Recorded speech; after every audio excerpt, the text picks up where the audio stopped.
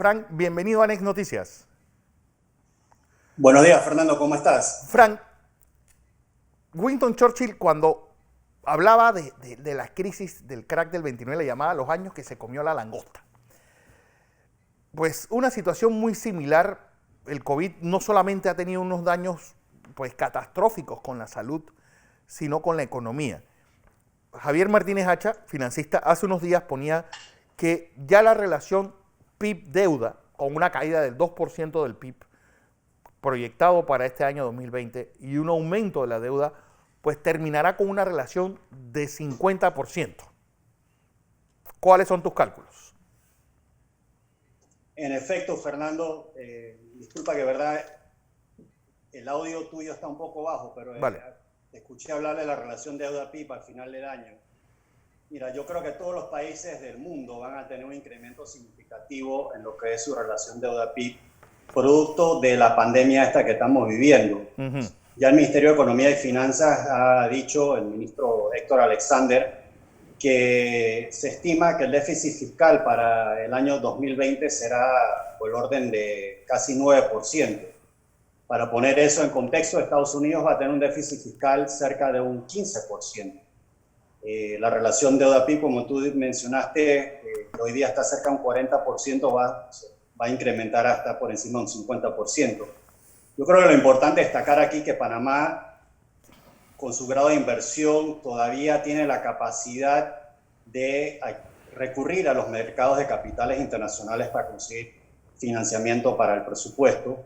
Sí. Yo creo que este incremento del déficit tampoco va a tener un impacto en lo que es la calificación de riesgo del país, porque las mismas calificadoras, y disculpa la redundancia, han dicho que son conscientes de la situación global que se está viviendo y que los países requieren recursos para poder, uno, combatir los impactos de salud del COVID-19 y segundo, el tema económico, que claro, es reactivar la economía, mantener las plazas de empleo y ayudar a las poblaciones vulnerables que no tienen cómo comer o vivir producto de esta pandemia hoy día.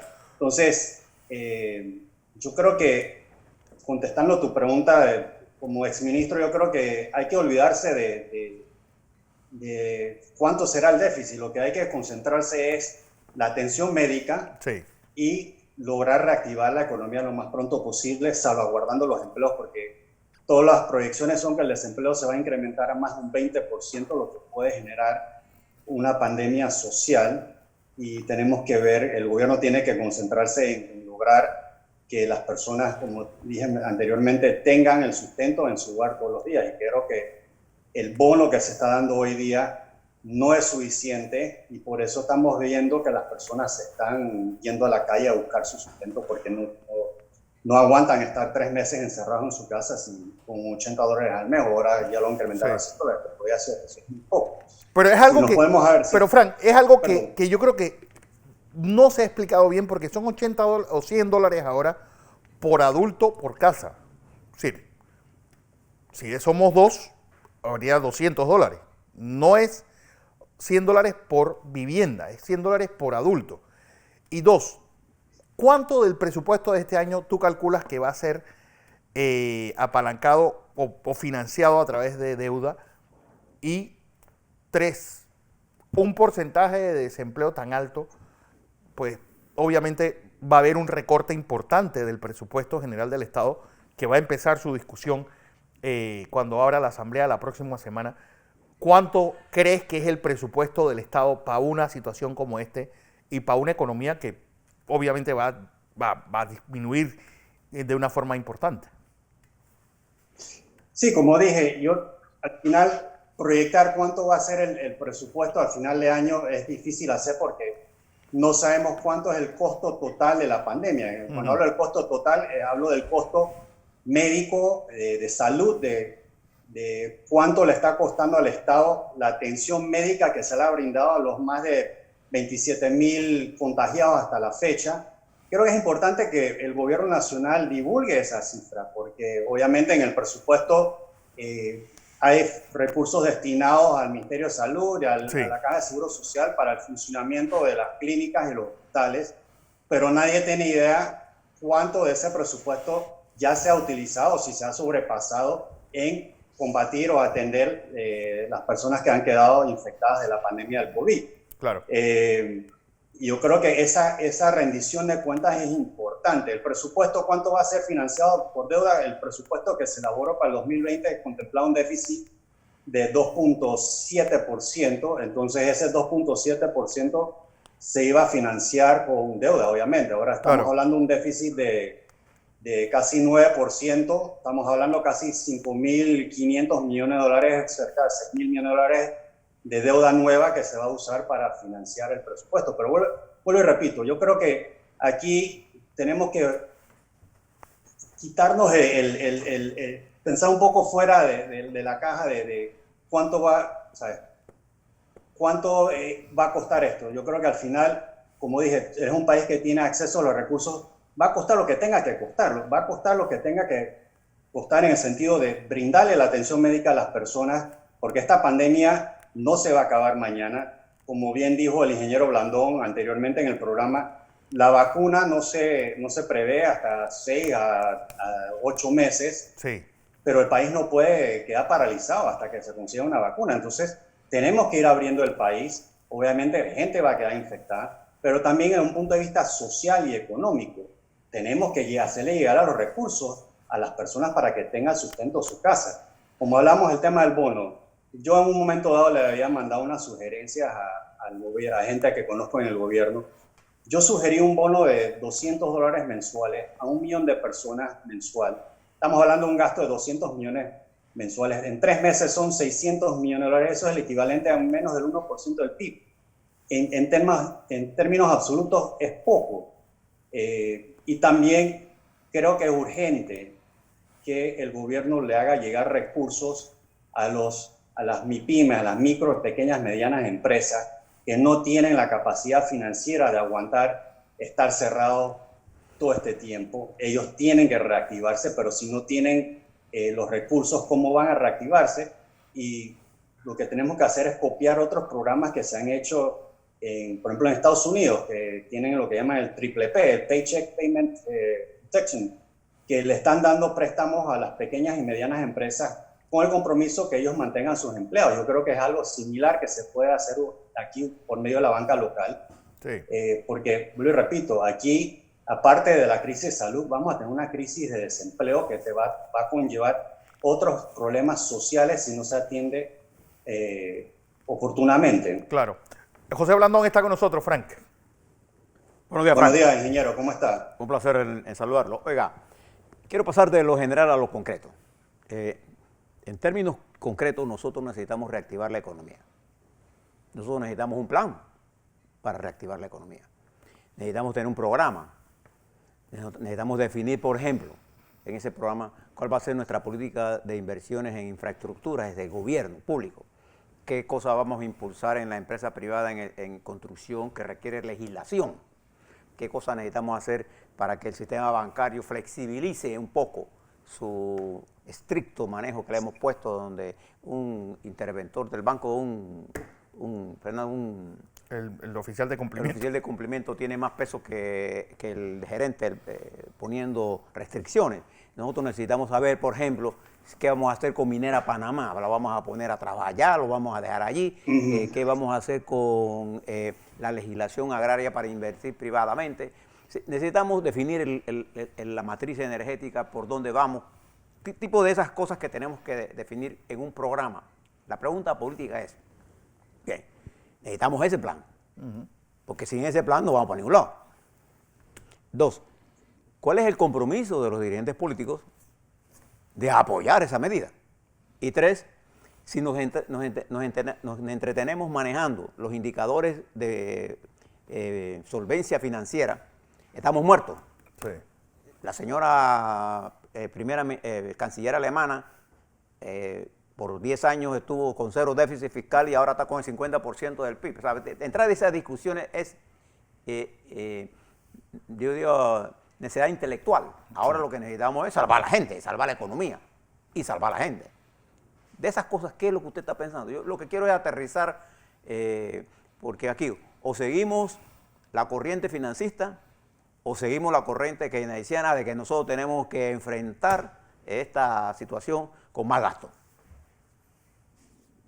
No, yo como dije anteriormente, ingeniero, yo creo que está preocupado por la relación deuda-PIB y otros indicadores que para mí es irrelevante en este momento, en el sentido de que todos los países están teniendo esta discusión y si vemos los países desarrollados, están inyectando liquidez en su economía para mantener los empleos y para atender lo que es la pandemia de salud.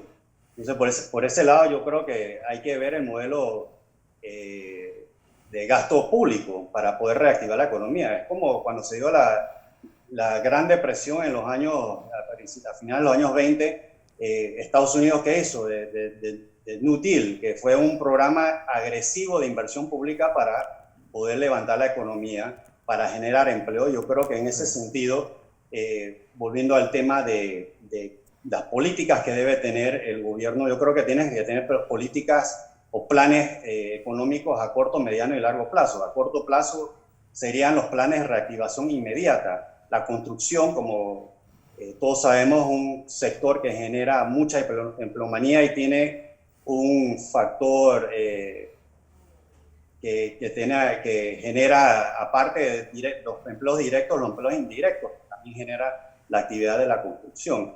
Y por lo tanto, yo creo que el gobierno debe iniciar de una vez un programa agresivo de inversión pública en la construcción. Tenemos megaobras como el cuarto puente, la tercera línea del metro, culminar todas las obras de infraestructura de salud, la ciudad hospitalaria, los otros hospitales que están paralizados, y darle continuidad a las otras obras de infraestructura vial que se están haciendo.